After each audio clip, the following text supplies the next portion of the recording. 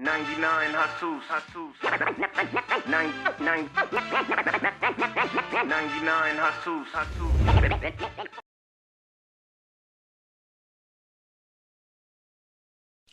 Welcome to the 99 Hustles podcast. I'm your host, Nick Carter. And I'm your co-host, International Fees. And we are back, guys. We're finally back. Season 2 of the podcast. We got some incredible interviews lined up. Can't wait to share them with everyone. We really appreciate all the love we've been getting. Last year, first season, last year was good to us, man. I know 2020 was a crazy year, but Very much so. yeah, we had a really good year. We got a lot of love and support from a lot of other entrepreneurs and a lot of hustlers out there. A lot of people saying they learned things from our podcast. And we're just glad we can continue to inspire people to grow. We got season 2 coming up. So we thought we'd do something a little special for this episode. Fees, if you want to break it down, what we going to get into today? Absolutely. Like Nick said, we're very excited to be back. This is season 2. And to kick things off for the new year, we're coming to you live with our top 5 side hustles for 2021. Top five. We're gonna break these 5 down, give you the list of pros, cons, and as well as give you our scores for each one.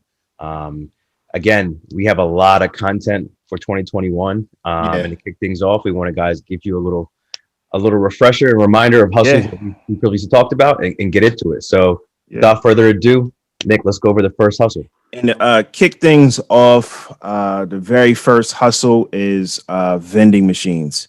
Now, vending machines, surprised both of us that vending machines, something so simple that we see all the time, could be so profitable. Episode 14 of our podcast, we sat down with Jaime Ibanez, and he broke down his vending machine hustle. He gave us a lot of game, and he makes good money, selling snacks and drinks. Yeah. This, if you remember, this was a kid who started this out fresh out of high school. No business acumen, and really broke it down for us in that episode. So please do go back and check that out if you want to know more the ins and outs of things. But for the sake of this episode, we're going to go through the pros and cons of this. And to start with the pros, it's a very low cost side hustle. The ease of getting into it. There is no necessarily gatekeepers to this. You don't necessarily have to go to school for this. These are all things you can do by yourself and through your own due diligence. And the third pro for this hustle is how passive it is. We're talking about a business where you don't have to actually go on site for more than maybe once a week or once every 2 weeks. So that's those are the pros. Nick, if you want to kick it off with the cons. The cons, everything, the 2 sides to every coin. One of the cons with vending machines is maintenance, maintaining how they function and the mechanics and everything. Jaime actually told us that he had to teach himself how to perform maintenance. But if you don't know those things, you may have to outsource it, which could cut into your margins, or fully become self-sufficient and teach yourself as well, like similar to Jaime. Another con is the small margins.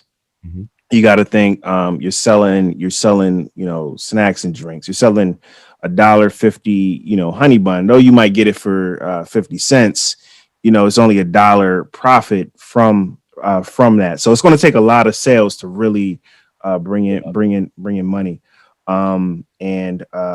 I think Jaime said he brought in about $130,000 a year. He had, I don't want to misquote him. So go back and listen to the episode. I think it was around like 40. Great point. Let's not misquote the guy. Let's go back to episode 14 and you can get all the specific and details. Yeah. It was like 30 or 40 vending machines, something like that. Yeah. So with that, Nick, let's go to the scorecard. The scorecard, it breaks down this way. We have a passive score, an earning score, and an overall 99 hustle score. A passive score, real simple, is how passive is this hustle? 5 being the most passive. Earning score is potential earnings for someone starting getting into it. 5 again being the highest, and then the average of that is our hustle 99 hustle score. So for vending machines, Nick, let's go to the scorecard. The passive score for vending machines, we gave it a 4.5 out of 5. We gave the earnings score because again the low profit margins. We gave that a 2.5 out of 5.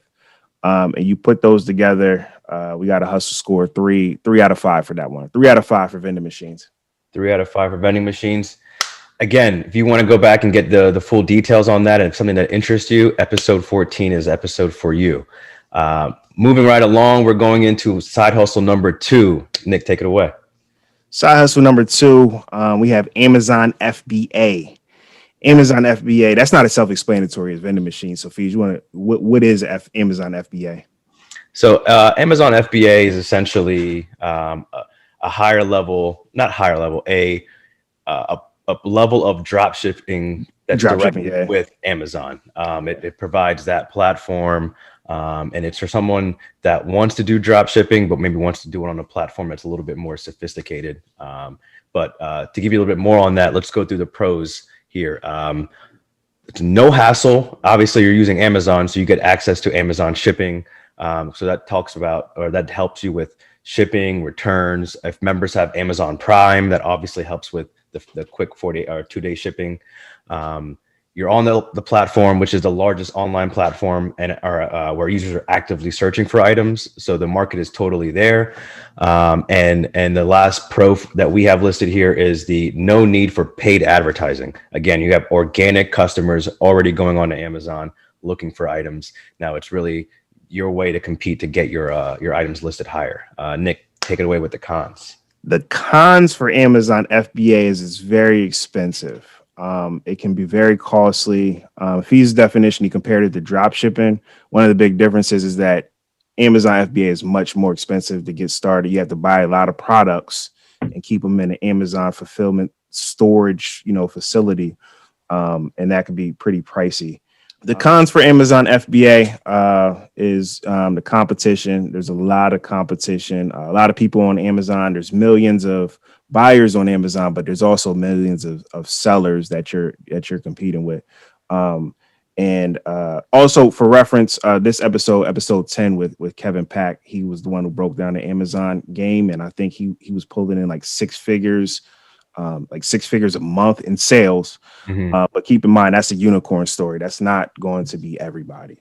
It's not going to be everybody's. Exactly. It's not everybody's story. Exactly. And, again, what we're trying to do here is to bring light to what people are doing out there, what these hustles are. And if one of these, spark or interest you, go for it. Give it a shot. There's plenty of people that have been successful doing it, but at the end of the day, you're going to have to work for it. And Kevin was a great example of that. I mean, this taking care of him and his family through all this, and a very inspirational story. Like Nick said, episode 10. Please check that out for more details on Amazon FBA. But from there, let's take it to the scorecard. Nick, where are we at? Let's go to the judges. The passive score for Amazon FBA, we gave that a 2 out of 5. We figured that was like a good score. It's not completely hands off. It is something you got to constantly monitor and look at and watch. I guess this part balances it out though, because we gave the earnings score complete 5 out of 5. Complete 5 out of 5. And like we said, Kevin, the guy, who we interviewed, he made good money from Amazon. So what's that? Great example of the 5 out of 5. Yeah. So that's a 2 out of 5 and a 5 out of 5 2 out of 5 passive, 5 out of 5 earnings, and that final hustle score. We get that fees. We get at a 3.5. 3.5. So 3.5 out of 5. That's right. That's right. The 99 hustle score. Yep. I'm thinking about opening a store. I said store. All right, man. So you got it. The number one, our first hustle that we brought to you guys for 2021 was Vending Machines. The second one is Amazon FBA, and we're gonna get into that third one right now. Fees, go ahead. Coming in our third top 5 side hustle of 2021 is dropshipping. Dropshipping, very similar to Amazon FBA, but a little bit more free in terms of being beholden to one platform. Some of the pros of dropshipping is cost. It doesn't take much to get started. You have very little overhead. You're not actually handling inventory personally. So that takes away a lot of that upfront cost, a lot of that barrier of entry. Um, so it helps people getting started. You can get started pretty easily with drop shipping. A parallel model that maybe people may be familiar with is Wayfair. Wayfair is a site that millions of people are on every day, and they pretty much operate in a drop shipping model.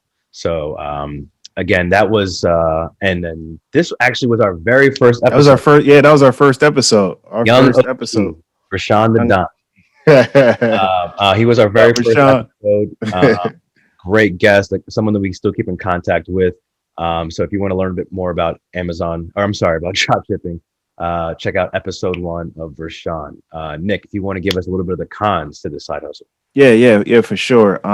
So the cons to drop shipping, one of them is that you don't have any control over your supply chain, which can be, that's a big deal. Is like, if you're a regular storefront owner, you can produce the products, send them right to your customer. With drop shipping, because someone else is creating your products, more than likely it's in another country like China.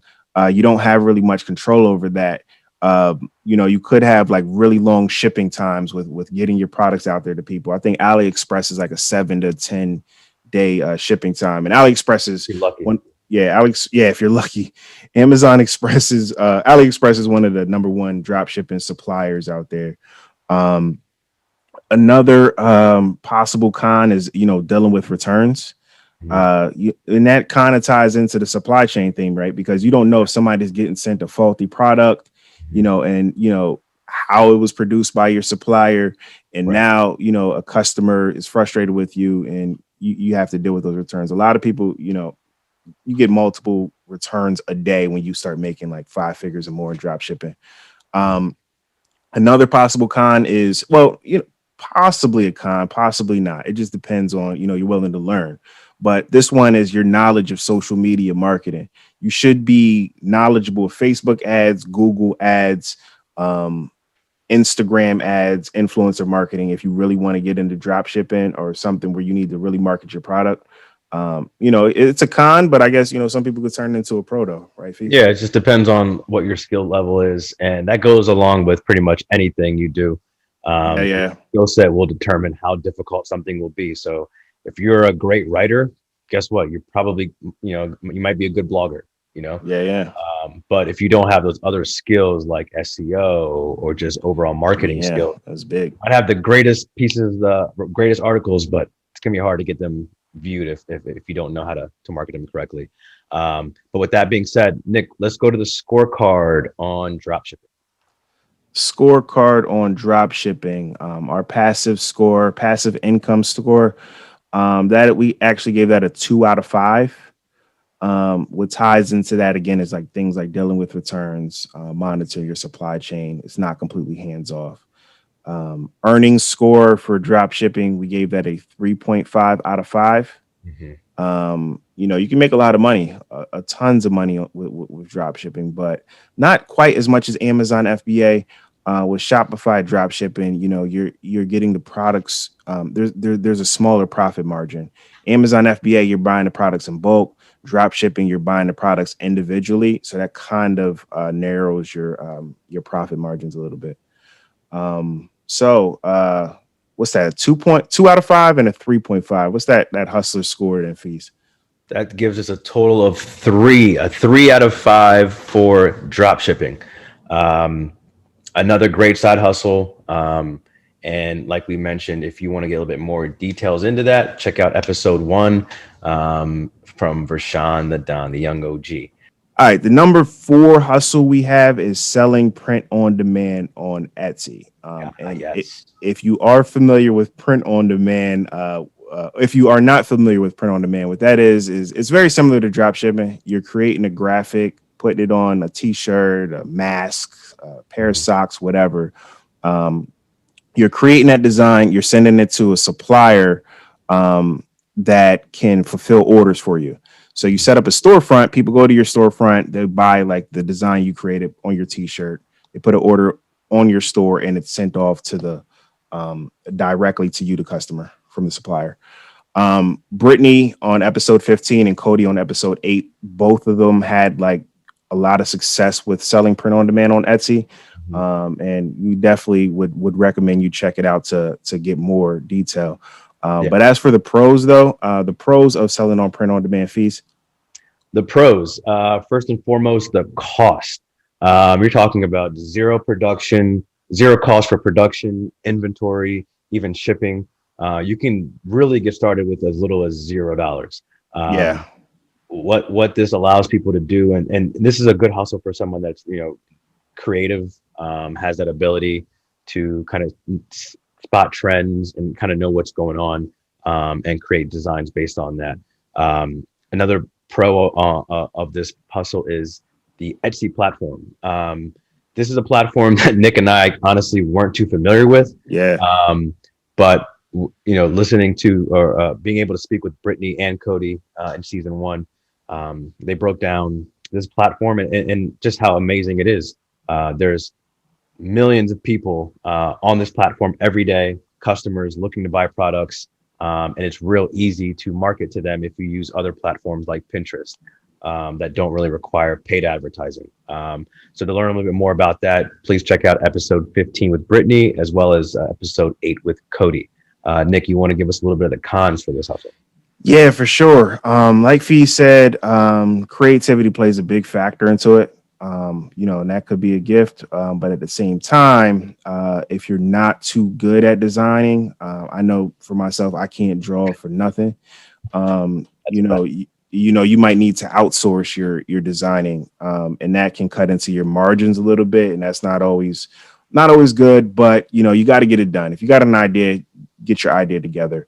Right. Creativity also, you have to be really creative to stand out as well. And what we mean by that is think about like the t-shirts with funny slogans on them. You have to have something really witty and something really creative to stand out. Yeah. But other than that, it's a great side hustle. Like I said, outsourcing your designs can cut into your margins. But in general, another thing to remember is there's low margins in general, because the supplier that's creating your t-shirt, they want some of that.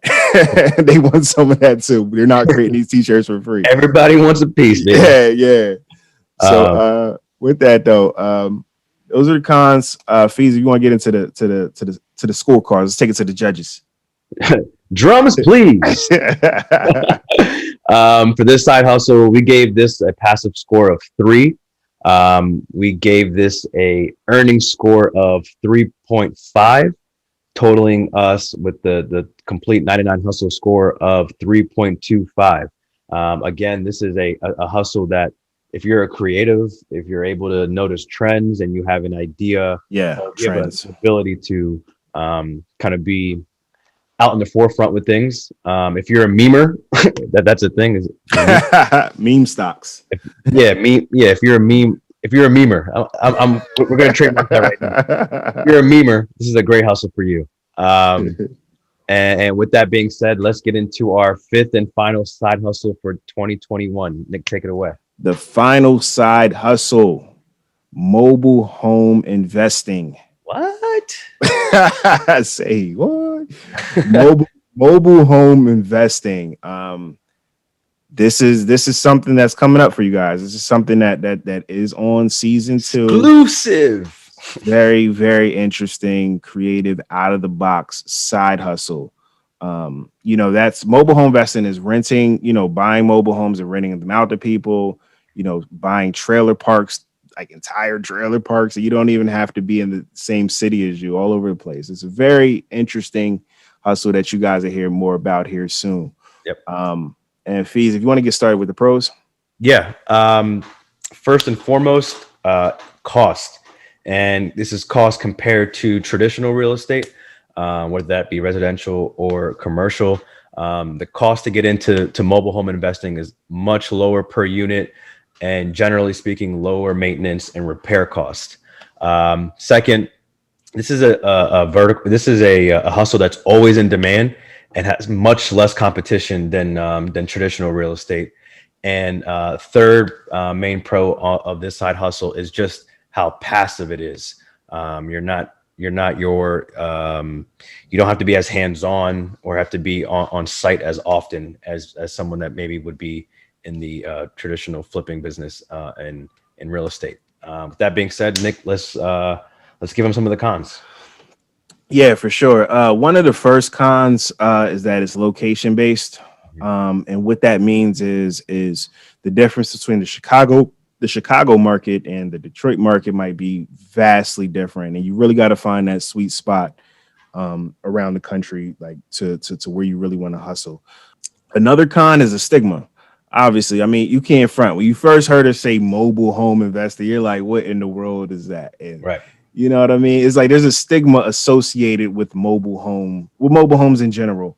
Right. You know, the stereotype of people who live in trailers is unfortunate, but should not be completely disregarded. Many residents live below the poverty line and can have trouble making ends meet. This can be challenging to landlords looking for timely rent payments, but this can also be an opportunity for you to be that bridge, you know, connecting people with housing. So those are the two main cons. Like we said, this is season 2, so that's coming. It's coming really soon. Yeah, so. We have something special cooking up for that one. So we don't want to get give away too much. But with that being said, here is the scorecard for this one. We gave this a 2.5. Our passive score is a 2.5 out of 5. Our earnings score is a 5 out of 5. Which gives that a total 99 hustle score of 3.75 out of 5. So there you have it. That's it. These are our top 5 side hustles for 2021. Each one is linked to at least one episode with an entrepreneur we've already either interviewed or we'll have ready to go for season 2. I hope you all enjoyed this. And that's a wrap for this week's episode. Thanks for listening to the 99 Hustle podcast. Be sure to visit 99 to join the conversation, access the show notes, and discover our amazing bonus content. Please rate, review, and subscribe if you enjoyed this episode. And always remember, there are 99 hustles. Choose one.